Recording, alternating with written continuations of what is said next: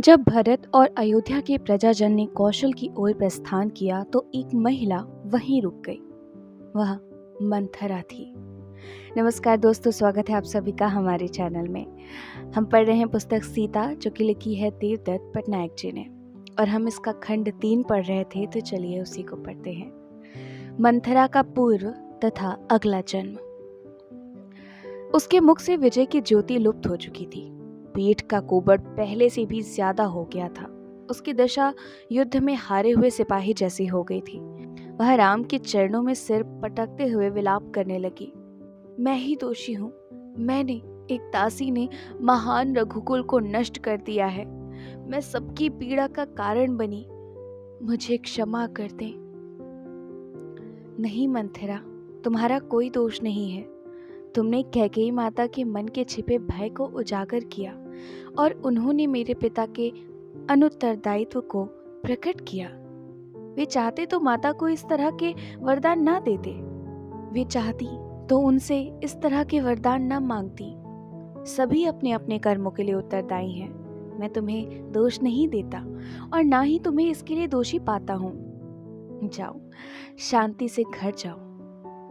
परंतु कोबड़ के भार से झुकी बूढ़ी और क्षीणकाय मंथरा निरंतर रोते हुए अपने माथे पर दोहत बरसाती रही। सीता ने उसे दिलासा देना चाहा और अनुभव किया कि मंथरा कितनी अकेली पड़ गई थी। अपनी विकृत देह व कुरूपता के कारण माता पिता की ओर से दुत्कारी गई। कभी किसी प्रिय ने नहीं दुलारा। उसकी सारी शान और आन केवल कैकेयी की सेवा में ही थी।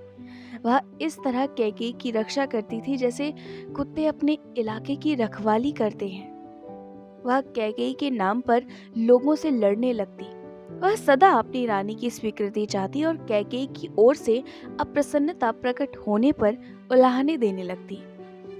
क्या उसे केवल इसलिए त्याग दिया जाना चाहिए कि उसकी निष्ठा विषाक्त हो गई थी? अंततः राम बोले, सुनो मंथरा, तुम ब्रह्मा की इच्छा के अनुसार ही चल रही हो।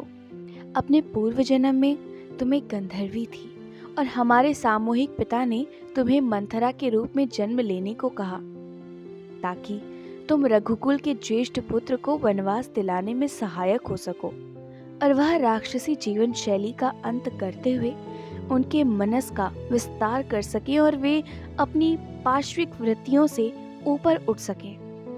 अपने अगले जन्म में तुम पुनः एक कुरूप कुब्जा के रूप में जन्म लोगी। तुम्हें कुब्जा या त्रिवक्रा के नाम से जाना जाएगा। तब तुम पुनः मुझसे भेंट करोगी। मैं कृष्ण के रूप में आऊंगा। मैं तुम्हें बहुत स्नेह से आलिंगन में लूंगा, जिससे तुम्हारी पीठ का कोबड़ दूर हो जाएगा और तुम फिर से सुंदरी बन जाओगी। मैं तुम्हें यह वचन देता हूँ। सीता और लक्ष्मण यह सुनकर विस्मित हो उठे। राम ने इससे आगे कहा, विष्णु के रूप में इंद्र के स्वर्ग की रक्षा के प्रयोजन से मैंने भृगु की पत्नी तथा शुक्र की माता का शीश काट दिया था, जो असुरों को संरक्षण दे रही थी। उसी अपराध के फलस्वरूप मुझे राम के रूप में धरती पर जन्म लेने, कठिनाइयों से भरा जीवन जीने तथा महलों के सुख त्याग वन में तपस्वी की तरह जीवन बिताने का श्राप मिला था। जिस प्रकार मैंने भृगु को उनकी पत्नी के साथ से वंचित किया, उसी प्रकार मुझे श्राप मिला कि मुझे भी पत्नी सुख नहीं मिलेगा। यही कारण है कि सीता मेरी पत्नी होने के बाद भी मुझसे सदा एक पाँव की दूरी पर रहेगी, ताकि मैं एक तपस्वी के रूप में जीने का वचन निभा सकूं। मुझे यह भी भय है कि उसकी संगति का आनंद भी अंततः राक्षसों द्वारा मुझसे छीन लिया जाएगा। इसी तरह अयोध्या भी इससे वंचित रहेगी, परंतु हम अपने कष्टों के लिए किसी दूसरे को दोष नहीं दे सकते। हमारे सारे संकट हमारे पिछले कर्मों का ही फल हैं। हमें अपने जीवन में आने वाले हर अच्छे या बुरे क्षण के लिए स्वयं ही उत्तरदायित्व लेना होता है।